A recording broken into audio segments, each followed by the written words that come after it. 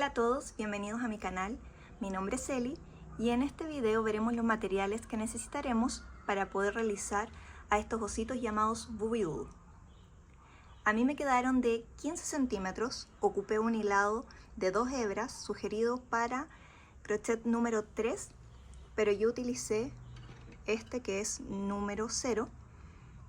A mí me gusta utilizar crochet más pequeños para que así los puntos queden más apretaditos, pero ustedes pueden utilizar el que les acomode.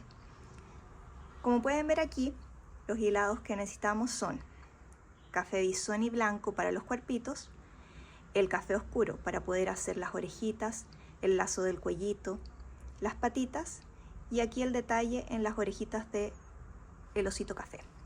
También el color rosado y amarillo oro para poder hacer los cachetitos y un poquito de negro para poder hacer las boquitas.